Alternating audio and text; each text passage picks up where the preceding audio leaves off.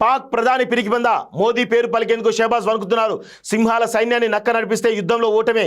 ప్రధానికే ధైర్యం లేనప్పుడు సైనికులు ఎలా పోరాడతారు? పాక్ విపక్ష ఎంపీ షాహిద్ ధ్వజం భారత్ డ్రోన్ దాడులపై ఆ దేశ జాతీయ అసెంబ్లీలో ప్రభుత్వాన్ని నిలదీసిన ప్రతిపక్ష సభ్యులు అంటూ చూస్తున్నాం. సో పాకిస్తాన్ ఆల్రెడీ పొలిటికల్గా సంక్షోభంలో ఉంది, అదేవిధంగా ఆర్థికంగా కూడా తీవ్రమైన సంక్షోభంలో కొట్టుమిట్టాడుతూ ఉంది.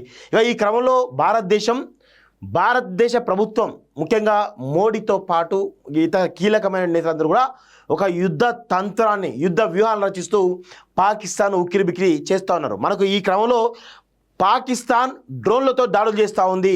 ఆ పరిస్థితులు ఉద్రిక్తంగా ఉన్నాయి. పాకిస్తాన్ కవింపు చర్యలు చేపడుతూ వాళ్ళ పైచేయి సాధిస్తామని చెప్తున్నప్పుడు కూడా ప్రధాని మోడీ నేతృత్వంలో ఉన్నటువంటి ఈ భారత ప్రభుత్వం ఖచ్చితంగా ఒక యుద్ధ తంత్రాన్ని ఈరోజు ప్రయోగిస్తూ ఉంది.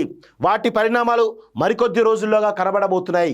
పాకిస్తాన్ను ప్రపంచ పటంలో లేకుండా చేయడానికి తీవ్రమైనటువంటి ఒక ప్రయత్నాలు అయితే జరుగుతున్నాయి. ఖచ్చితంగా చేసి తీరాల్సిందే అని చెప్పేసి కూడా భారతదేశ 140 కోట్ల మంది ప్రజలు కూడా కోరుతూ ఉన్నారు.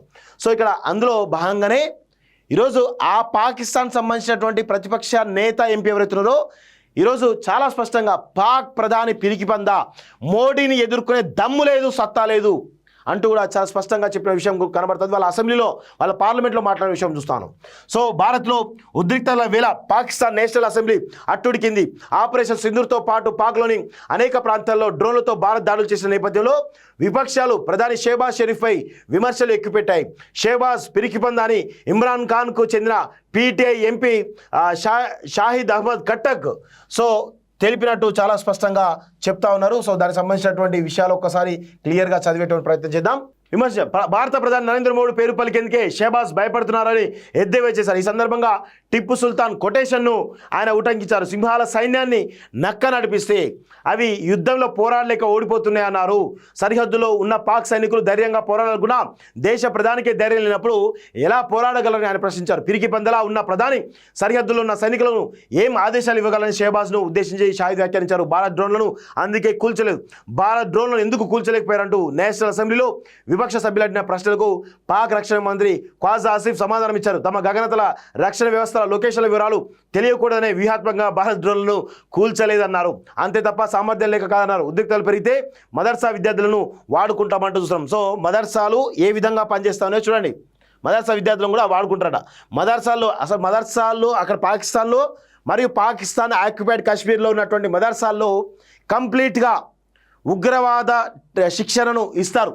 సో అందుకే ఆ విద్యార్థులను మేము వాడుకుంటామని చెప్పేసి, ఆ ఉగ్రవాదులనే వాడుకుంటామని చెప్పేసి చాలా స్పష్టంగా ఈరోజు పాకిస్తాన్ చెప్తున్న విషయం మనం గమనిస్తూ ఉన్నాం.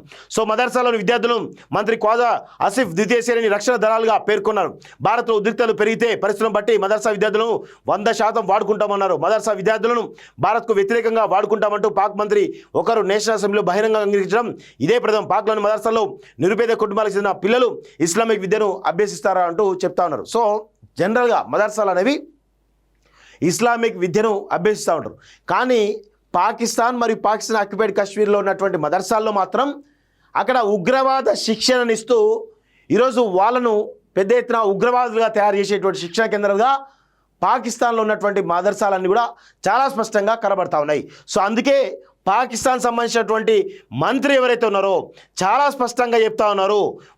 మేము వాళ్ళ మదర్సాలో ఉన్నటువంటి ఎవరైతే శిక్షణ పొందిన విద్యార్థులు ఎవరైతే ఉన్నారో వాళ్ళను ద్వితీయ శ్రేణి రక్షణ దళాలుగా మేము ఖచ్చితంగా వాళ్ళ సేవలు వాడుకుంటామని చెప్పడంతో మదర్సాలో ఏం జరుగుతుందో చెప్పకనే చెప్తా ఉన్నారు.